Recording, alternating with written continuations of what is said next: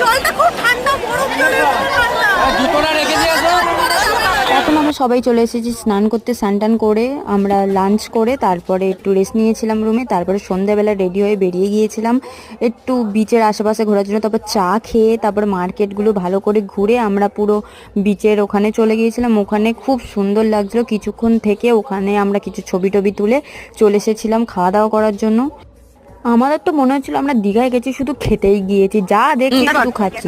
তো ওটা অর্ডার দিয়ে আমরা কিছু পাগলামো করছিলাম। তারপরে পাগলামো করার পরে খাওয়া দাওয়া করে তারপরে ফুচকা খেয়ে আবার আমাদের ছিটে আলম করতে করতে ঘরে এলাম।